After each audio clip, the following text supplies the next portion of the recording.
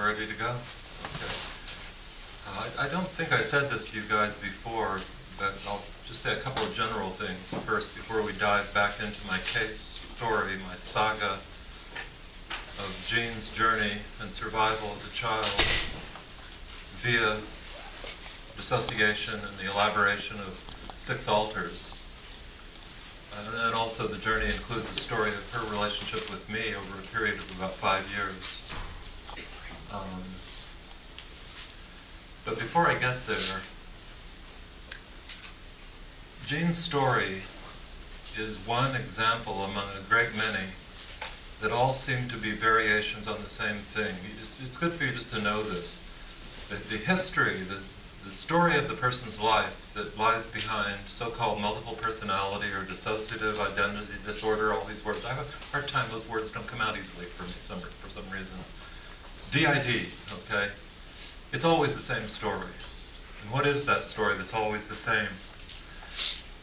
You have a succession of vast early traumas that pile up on one another, that are dealt with through acts of dissociation. A child survives by becoming someone it didn't happen to.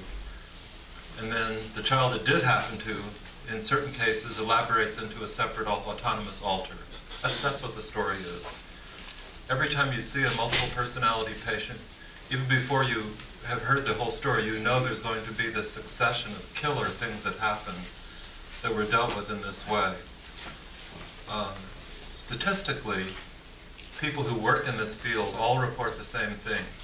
The traumas virtually always include atrocious sexual abuse. The percentages are something like 90%. There's 10% of cases that don't have what we would call sexual abuse as part of the trauma.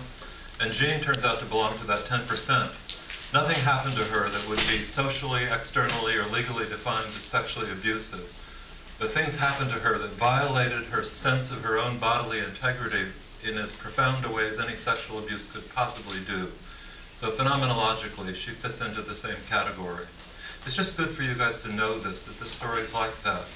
Other sort of diagnostic classifications in the field of psychopathology, abnormal psychology, don't have such a fixed story behind them. Like if you chose any other diagnostic entity, I don't care what it is, schizophrenia, psychotic depression, obsessive compulsive disorder, you don't have a history that always exactly seems to mirror all the other histories. There are like many pathways to get there. It's really complex and mushy. But multiplicity is unusual in that the story is always the same. The story of Sybil and the story of Jean are the same in all essential details, the way I think of it. The individual experiences are different. I'm going to tell you today the story of Jean's traumas, or I'll see how far I get into the description of them. So the specific moments and circumstances involved in each trauma are different between Sybil and Jean, but they're similar in that both were subject to atrocious abusive experiences that violated their very sense of safety, security, and bodily integrity. So it's all there. So you'll hear about it. I'm going to try to show the movie Sybil for you guys. I think it's really good to have a kind of combination, kind of a 1-2 shot. You get Jean, and you get Sybil. And I think the world of that movie, by the way. And there's a lot of press about Sybil in recent years that it was all made up baloney and was a Hollywood stunt and money making. I'm telling you, that's not right. It's just not right. Don't believe the people that say that.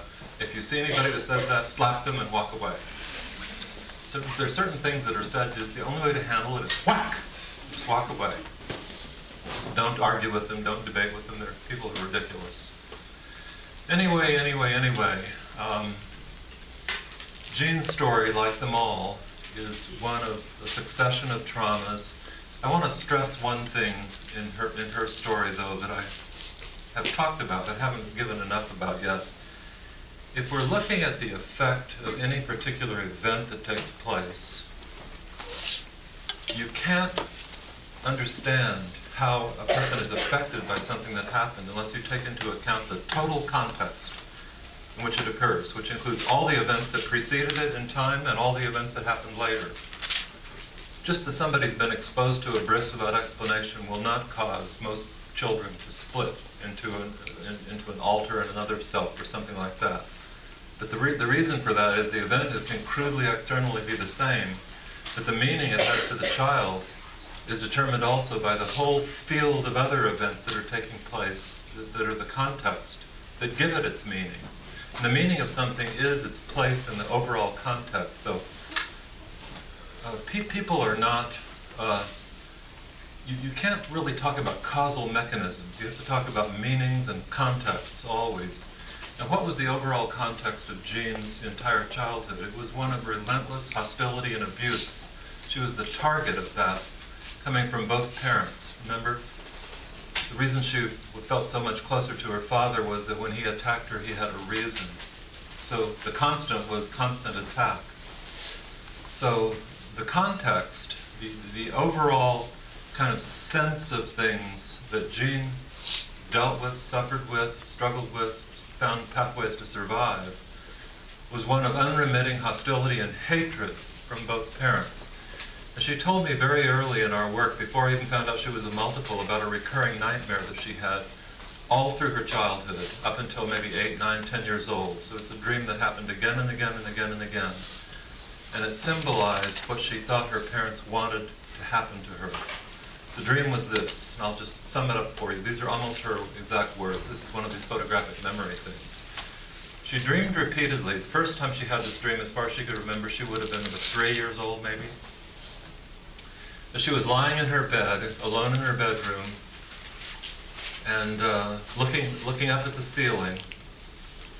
And the ceiling suddenly, a kind of crease appeared in the middle of the ceiling, and then a separation, and kind of like the ceiling itself split into two parts and opened up like opening doors.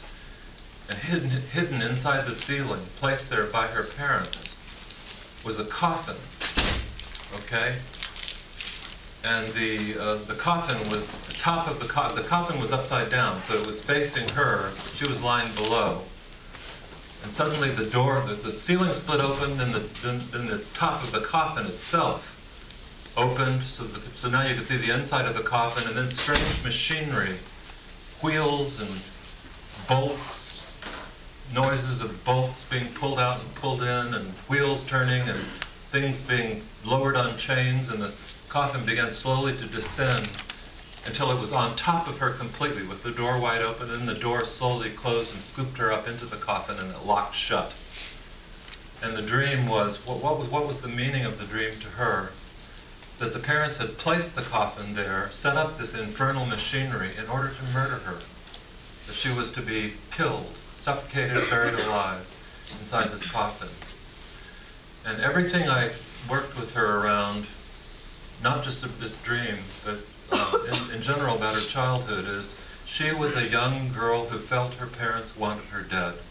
That's the context against which we have to evaluate the meaning of any particular trauma that happened. So it's not just the event. The event is cast against the backdrop of parents who are homicidal in their inclination. Now, whether they were really homicidal or not, what does the word really mean? We're in the realm of phenomenology again. All that's important is what it feels like to this child.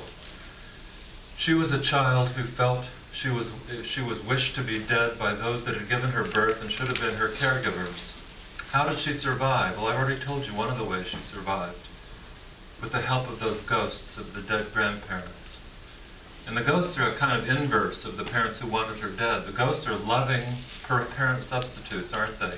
And it's really an amazing thing how a child, in the midst of emotional circumstances that could kill a child or induce a suicide on the part of a child, a pathway is found to survive, even if it involves kind of a strange fantasy of these ghostly beings who came with love in their hearts and showed her the access to the field, how to fly out of her body, and all this kind of thing. It's really just amazing.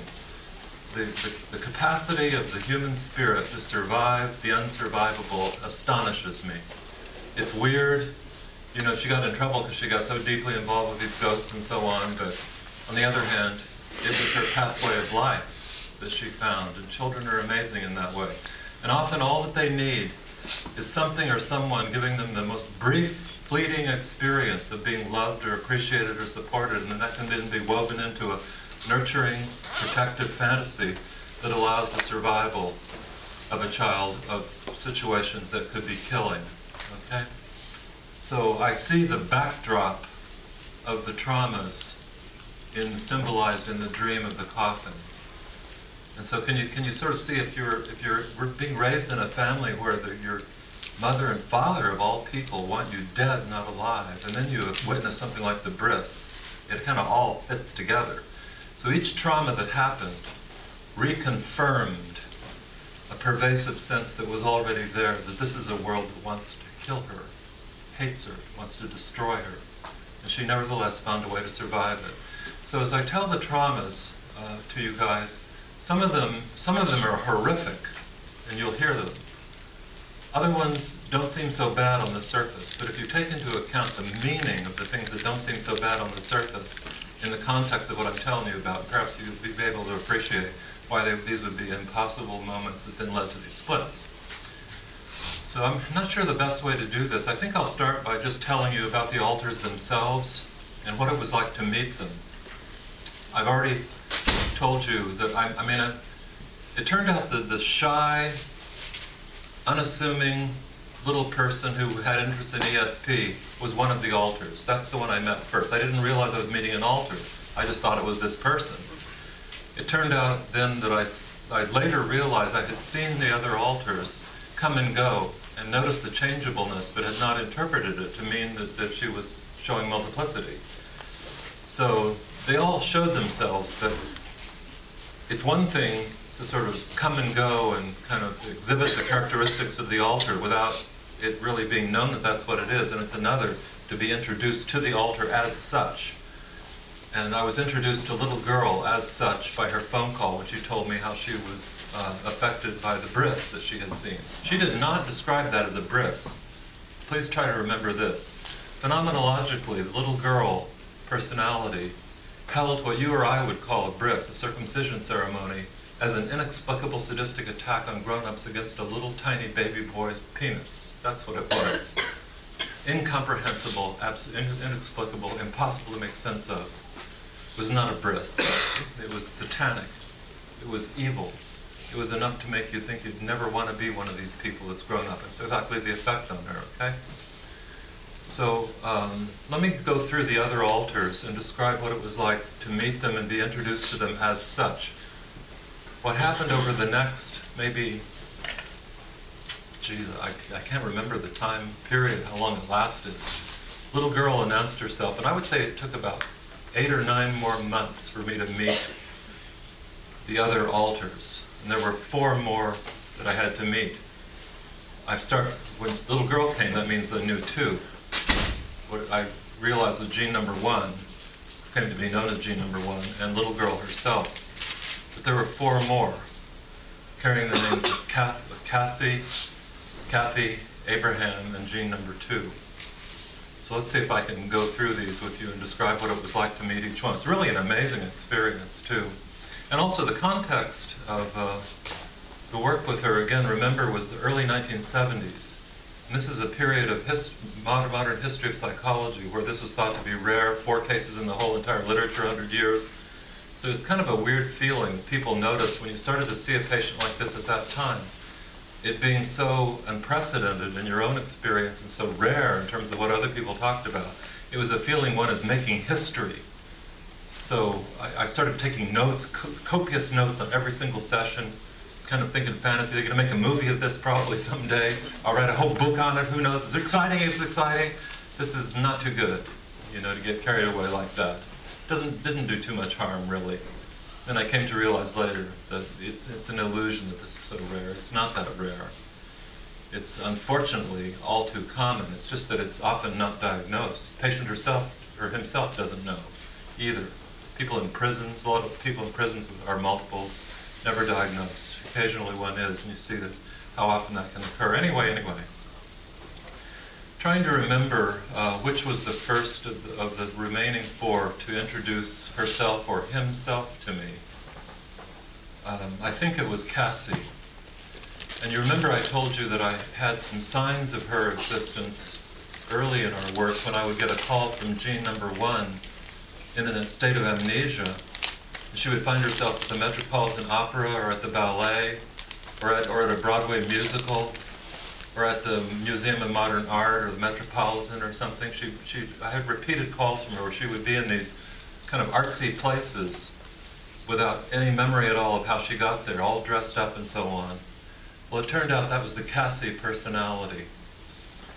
And Cassie, her most remarkable quality were two things about her. One was she spoke in a clipped British accent that I simply cannot imitate. I ask you to imagine it. Suddenly this young woman is speaking to me with this intense British accent. And the content of Cassie's preoccupations and qualities and interests, where the content was that she just loved art history, ballet, modern dance, drama, sculpture, all this sort of thing. Opera. She knew all about the history of opera. She knew all the great opera composers and had a giant collection of records that she would listen to. She'd go into New York and see the operas when they would be staged. Okay?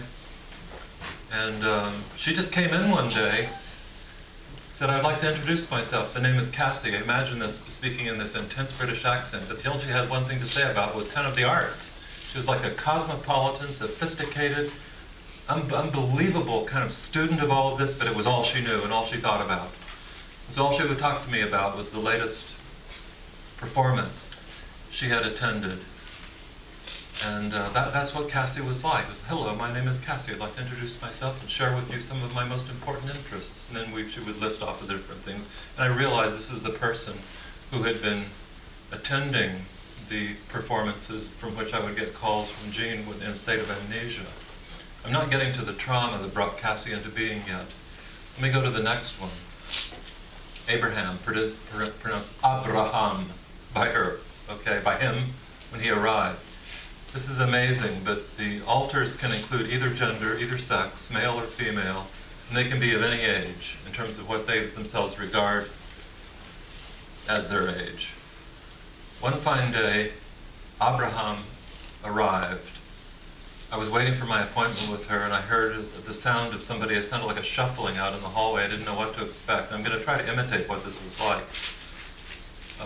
You have to imagine a short little young woman, but she's enacting the being of a 90-year-old man. And her back was curved like this. And she didn't have a cane in her hand, but it was as if she had a cane that was needed for walking. So there was kind of an invisible cane there, and they're shaking, tremors like mad. So she comes in, he comes in, Abraham.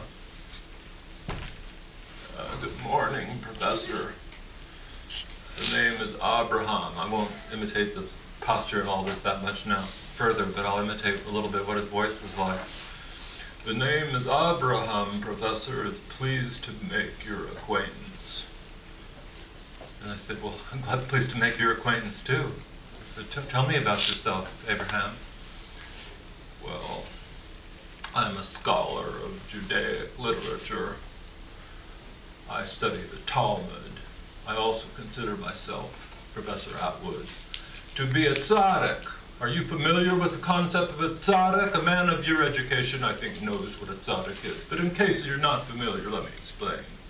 A tzaddik, T-Z-A-D-D-I-C, if you don't mind me spelling it for you," said Abraham, okay, is basically a Jewish mystic. The literature of Judaism includes mystical works that are just amazing. Abraham was somebody who studied all the works of Jewish mysticism in the Talmud itself. Okay? That was all he was about. He had been doing so all his life. As I came to know him better, I found out he had deep knowledge of all that material. It's the only thing he knew. Each altar was a one-dimensional personality, but each altar had taken that dimension to a very, very great extreme. Okay? That's Abraham for you. He came and went and came and went and came and went. And you could tell when he was there. It would be like this, and the shaking and tremors and all that. Little girl I've already described her, what she was like. She was 4 years old. Her most pronounced quality was just basically fear. When she was present, her eyes would dart about, and she was terrorized and terrified, and she was kind of in the grip of the horrifying scene of the bris, which wasn't a bris. It was the strange, unexplainable attack. Next was the next one is gene number 1, which whom I had met and known all the while, but hadn't realized there were 2 genes. So it was kind of clarified for me that she was there. And gene number 2, who was a kind of twin, but a different person than gene number 1, and was very different in her qualities. Gene number 2 I had seen manifest when she'd come in chewing bubble gum, blowing big bubbles that pop and so on, and snapping her fingers and telling dirty jokes, off-color jokes really, and kind of dancing around, and just was a real loud person, a real loudmouth, just talking real loud and talking real funny and laughing, ha ha ha ha ha, just the opposite of this shy little person who wouldn't even look me in the eye. So Gene's qualities, gene number 2's qualities were extreme extroversion, loudmouthness, impulsiveness. And on the first day I met her, I said, tell me about yourself, gene 2. And she said, well, I'll tell you this. I'll tell you this. Pop, big bubbles popping and so on. My goal in life, you want to know what it is, George?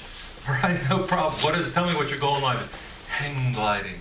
What could be cooler than hang gliding? I ask you, would you like to go hang gliding? I said, not really, afraid I'd be killed. Well, I'm not afraid of it, and I'm going to do it before I die. That's gene number 2. They were so different from each other. And as I came to know them, I came to know each one individually deeply well. I got to the point, as they would come and go and come and go, I could spot which one it was, and just like that. Like you could tell by the posture, you could tell by the way they walked, you could tell by the tone of voice, immediately which it was. What were their ages? Well, I have written up here in a column, subjective age. That would be the age each alter defined, declared, and experienced himself or herself being. It's got nothing to do with the chronological age. The patient biologically was 19 or 20 when I started with her. So mostly she's probably 20 years old at the time I'm meeting all the alters, because it happened in the 2nd year of my work with her. Kathy was 11. Cassie was 11, the same age as Kathy. Abraham was 90 years old. Little girl was 4 years old and didn't age at all. And gene 1 and gene 2 were both 20. Their subjective age, the age they defined themselves and considered themselves to be, were chronologically what anybody else would say was their age also. So we got the genders there. They're all females except for Abraham. Many multiples you see have multiple boys. Biologically, the patient is a woman. She has multiple boys, or vice versa. It can be that way too. Kathy, I haven't talked about her yet. I guess I forgot to tell about her. She was a brilliant intellectual with vast knowledge of the sciences, philosophy, history, politics. She was like an amazingly well-educated, mostly self-educated woman, 11 years old, but who could talk comfortably on anything from pre-Socratic philosophy before Plato and Socrates and so on, all the way to the wars of the Middle Ages in Europe, to ancient Chinese history. She just knew everything about everything, is what it seemed like sometimes. So she was very secretive, though. She never showed herself. She hid her knowledge, but she eventually began to share a lot of it with me. So she's a secretive intellectual. Cassie is a sophisticated patron of the arts, basically. As I told you, Cassie, that's the British accent. Abraham's Talmudic scholar and Jewish mystic tzaddik. Little girl's made of pure fright. Gene number 1 is a shy, studious introvert. She just works all the time, studies for her tests all the time, doesn't look anybody in the eye, is very fearful of people, stays by herself much of the time, although she violated that when she began to come know me. And then gene number 2 is the devil may care, loudmouth extrovert. Now the next column over there I have is trauma. In working with her for 5 years or so around all this stuff, she and I came to a shared understanding of what the pivotal event was in her life associated with the emergence of each altar. But again, I'm repeating myself now with you guys. Remember, it's all against a backdrop of parents that wanted her dead as far as she could see. And the only thing really keeping her alive was the benign influence and love shown to her by the ghosts of the dead. And remember also that her social life, such as it was largely with other ghosts, friendly relatives that lived in the Ukraine that she would visit in the out-of-body state, at the ghost parties. Okay, it's just amazing how that could be, but that's it. Let me go down my column here. This part gets upsetting, because some of it is so bad what happened. I can feel myself starting to get upset because I know what's coming, and I'm not sure how far I'll get in my story. I might not even get to the worst parts that are there. But let's just see. I'll take it chronologically. The first split, as far as she and I were ever able to understand it, took place when she was 2.5 years old. And it gave rise to the personality that eventually became Cassie. Cassie did not emerge full-blown at the moment of the dissociation, but the nucleus of what turned into this British, sophisticated patron of the arts did form at that time. And it was a moment one afternoon she recalled, and she relived some aspects with me that were deeply related to this, and maybe I'll touch some of that as I give the story. It's hard to know how to give this story, but I'll just do the best I can. Imagine a 2.5-year-old being called into the living room by her mother and father one afternoon. "Jean, come in here. We have something to tell you." "Okay, Mom and Dad." She was cooperative with them. And she ran into the living room and sat down on the chair and folded her arms and said, "Okay, what do you have to tell me?" She was very precocious, very smart, very articulate already, even 2.5 years old. She said, "There's a change." "And what's that change, Mom and Dad?" "You're a big girl now, and you won't be needing to be picked up or held anymore, so we will not be holding you any further at all. You're on your own. We expect you to take care of yourself. Are we making ourselves clear?" Okay? That's what they said. It was an abrupt withdrawal of all affectionate bodily contact by both parents with their little 2.5-year-old girl. It's not an attack outright, but it's a horrendous thing to have happen. They were telling her, "You're a big girl now. You can take care of yourself. We won't be picking you up." They enforced that. The only contact physically she had with her parents from that moment on was the brutalizing beatings. Okay? They never held her, they never picked her up, they never hugged her, they never kissed her, they never caressed her, they never touched her. Let me tell you when I think a person normally is ready to kind of dispense with affectionate physical bodily contact with other human beings. Never! When you're dead, you're ready. When you die, I don't think you need it anymore. But even 90-year-olds need to know that they're loved and cared for, and they need to be hugged and touched and caressed, now and then at least. But these parents pulled away from her when she was just 2.5 years old. And remember, it's against the backdrop of the feeling that they wanted her dead. She might already have been having this dream about the coffin, I don't know. Or maybe this event of stopping this bodily contact with her is one of the factors that triggered the dream that they wanted her dead. Now, let me tell you a story that happened more or less in the same time period as I was meeting Cassie and hearing the story about the afternoon where all physical contact was this dead. It just died. You want to see if you can fix it? What? Turn that off. Turn that. Or I'll just talk louder. I'll talk louder. Okay. I think the battery's gone again. Let's not worry about it. You guys can still hear me, can't you? All right. This is a little story of something that happened between her and me. We would have these events take place between us that seemed to bear on the traumas and were part of her expression and memory of what all had happened to her. And the story goes like this, that one afternoon, in the same time period that I was meeting Cassie and beginning to meet the other alters, she had a strange, quizzical look on her face for a moment, went silent, stared at the floor. Imagine I'm sitting there with her about 3 or 4 feet away. I had not had any physical contact with this patient up to this point. I might have been shaking her hand now and then or something, nothing more than that.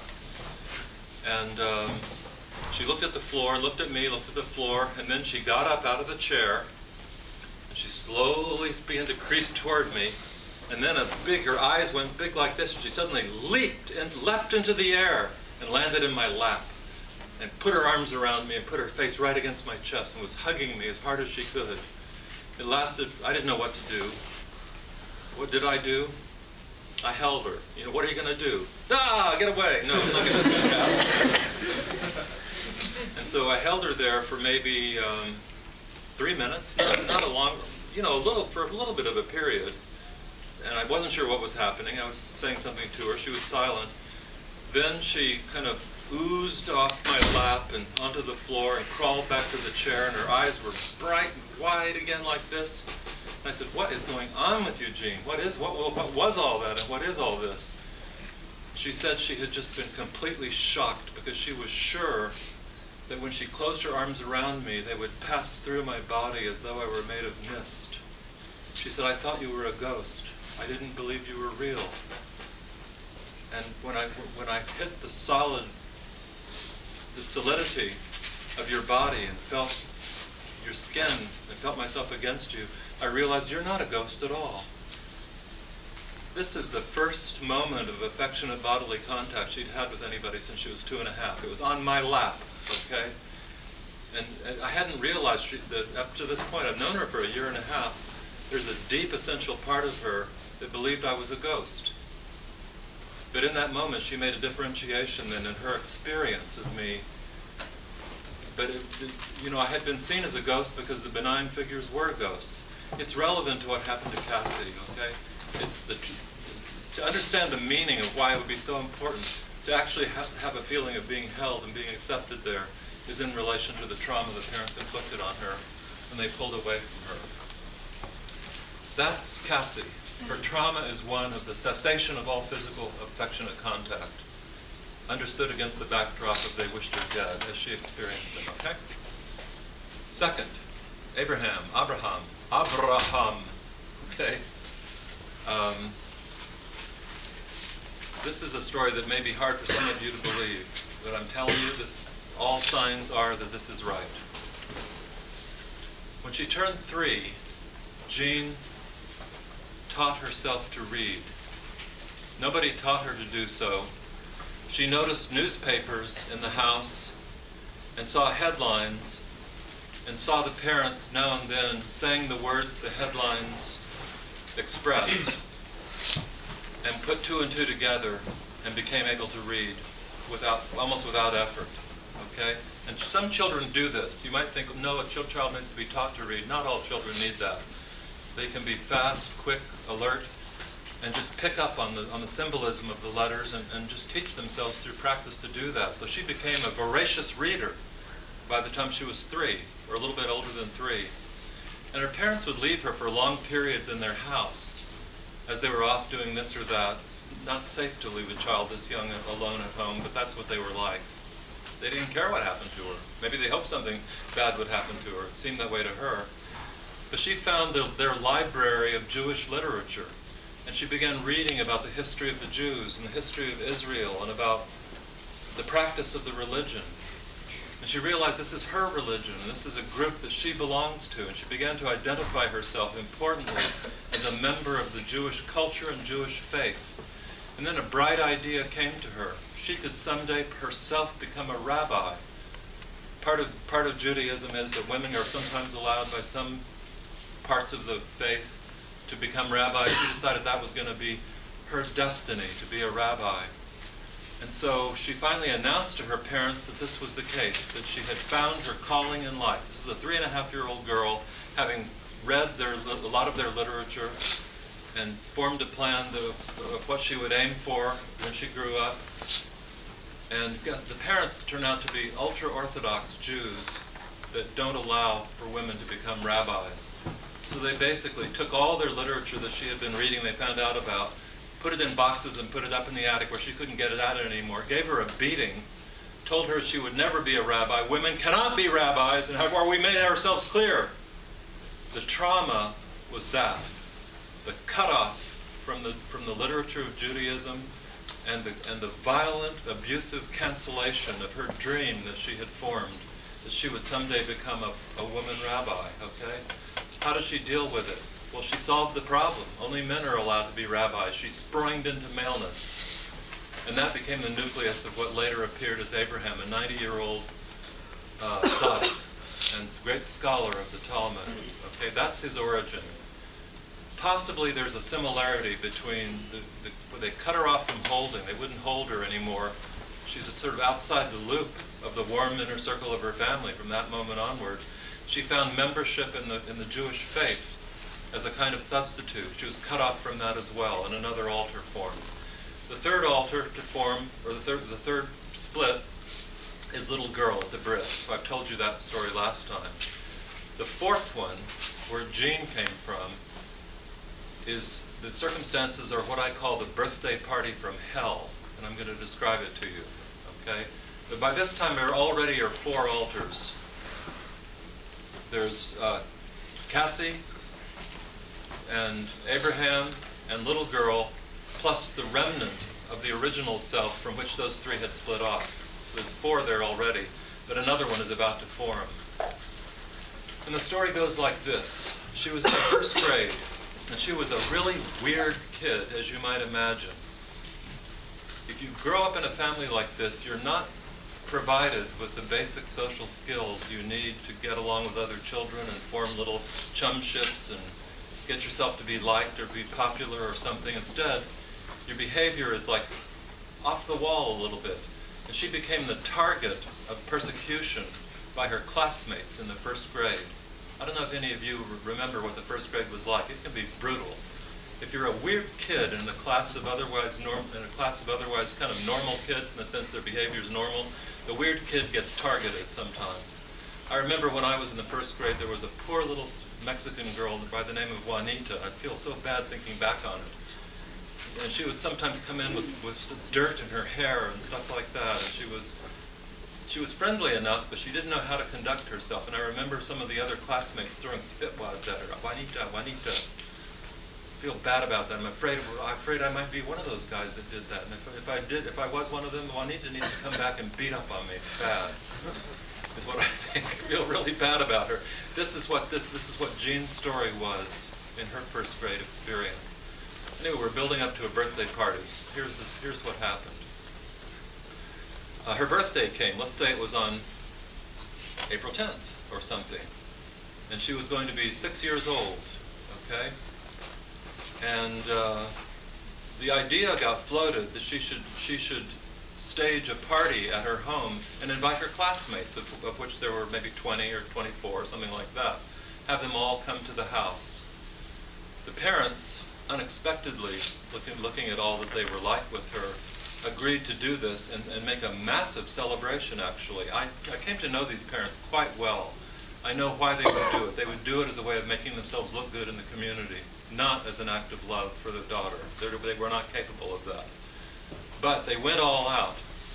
And so they hired like a Shetland pony and a clown, and the place was covered with balloons and music and cakes and all the decorations and all of that. Jean had given out invitations to all the other kids, our kids in her class. What she didn't know was this, that the kids got together, having gotten their invitations from this very weird child in their family. I mean, in the class setting there, and decided it would be a fine, good idea to play a trick on her. They agreed amongst themselves, the other kids in the class, to RSVP. Yes, they would be there, and as a joke, just not show up. Just not even come. So she got all the RSVP yeses. But then it came 1 o'clock in the afternoon on April 10th, whatever year this was, nobody comes. 1:30, 2 o'clock, 2:30, 3 o'clock. Isn't that funny? Isn't that a real funny thing? It was horrible what they did to her there.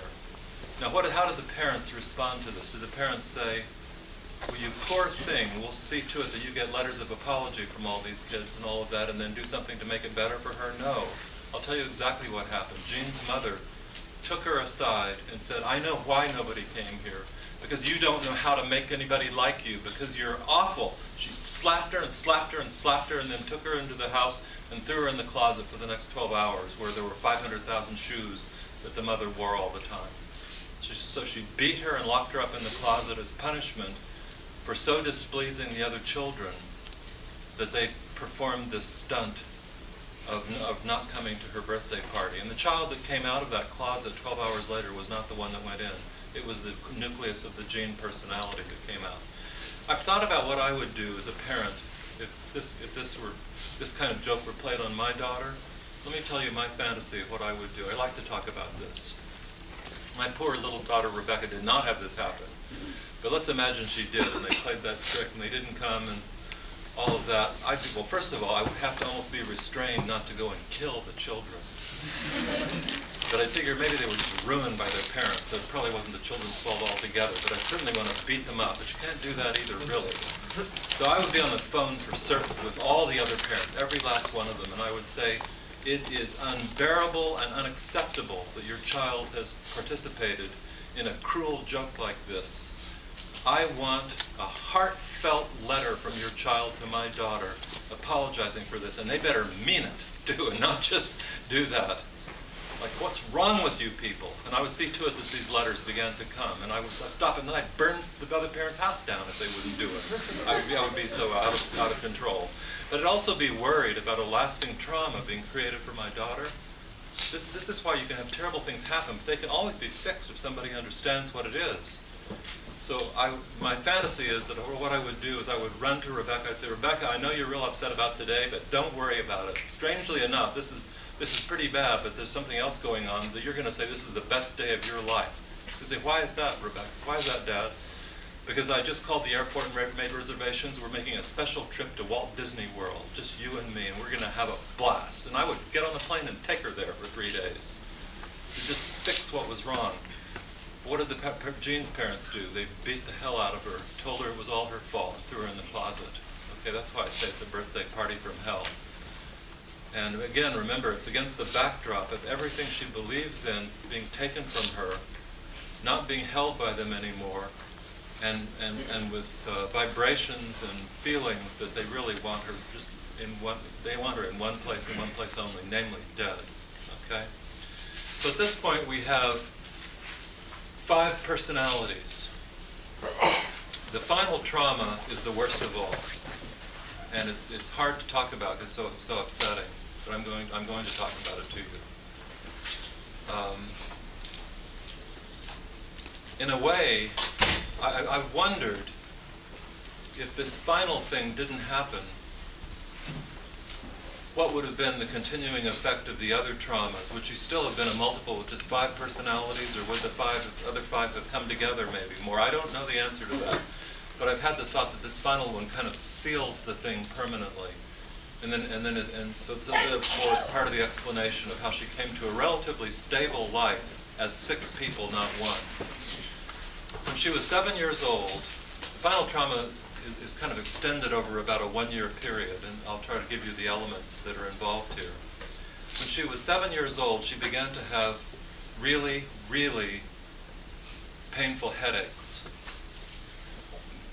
And they started not so bad, but they got progressively worse, and they would come and go. And they would last for 20 minutes, half an hour, and then just disappear, and she'd be fine for the next day or 2, and then the headache would come again. They would come and go and come and go. And she described to me what these headaches were like and how bad they were. She said when they got to their fullest intensity, she would literally run and smash her head as hard as she could into the walls of her bedroom to try to get away from the pain. It was so devastating, cranial suffering, right at the center of her brain somehow. What was causing these headaches? No one knew. The one escape that worked was the out-of-body travel. if she could put herself into that kind of twilight state of mind and come out of her body and go to the field, the headaches, in that disembodied state, the pain was neutralized. So she spent lots of time in the field and otherwise communing with the dead, ghost parties and so on, to escape this terrible agony. The parents, she couldn't conceal how bad the pain was, so the parents took her to the doctor, who recommended optometrist, ophthalmologist consult. And the initial diagnosis was eye strain, that there was some kind of problem in the muscular intercoordination of her two eyes, and that as a result of that, the eye strain was giving rise as a secondary effect to these terrible headaches. That was a wrong diagnosis, but that's what they believed. And what the doctor did was prescribe eye exercises, where you set up like on a big oak tag sheets or something, targets that you look at, and every day you have to practice.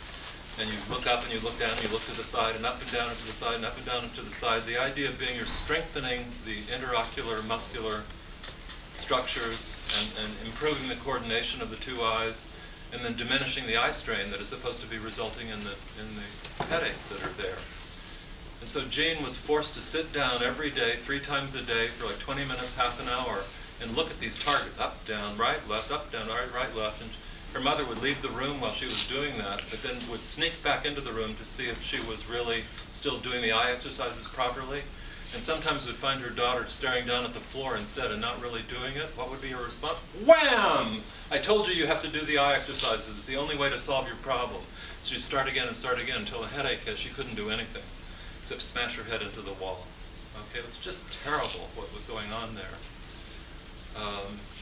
How long did the eye exercise effort occur? I don't know. Weeks and weeks. The headaches continued. Back to the doctor. X-rays. Finally, a new diagnosis appears. She has a malignant brain tumor right on the optic chiasm, where the two optic nerves meet behind your eyes. And it's a particular kind of cancer that kills almost everyone who gets it. And the only possible treatment for it is brain surgery. Okay? So the doctors informed the parents, not the child, of what they were facing. And the only option being the brain surgery. And the parents said, well, in that case, we will do the brain surgery then. But then they conferred among themselves, the mother and father, how to handle telling Jean what was about to happen. And they decided, why worry the child beforehand? What we'll do is we'll just wait, we'll schedule the surgery, wait till the day comes when she's to have it, and then we'll just go get it done. Because there's no need to worry the poor child beforehand. Let's let her just go about her business. This was so characteristic of these parents. It was complete BS, because they were really saving themselves the trouble that might be from her when she found out her head was going to be cut into to try to save her life. But as a result, they concealed what was about to happen. They kind of covered it with deception and lies. And so what's going to happen then to a child when she finds out what's about to take place? It's a setup for an experience of massive betrayal and an experience further of persecution, which is exactly what happened. The day came for the surgery where she needed to be taken down to the hospital for the early preoperative procedures, to be followed by the surgery to try to save her life and remove the brain tumor. This is the part that's hard to explain. She didn't know. This is maybe 18 months into our work that this trauma of this was dealt with, and it lasted itself almost a year. I was seeing her every day, and she wasn't remembering what was taking place.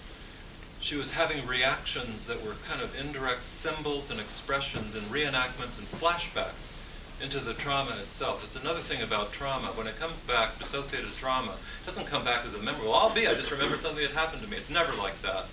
It comes back in the form of bodily sensations, strange fantasies that symbolically capture some aspect of it at all.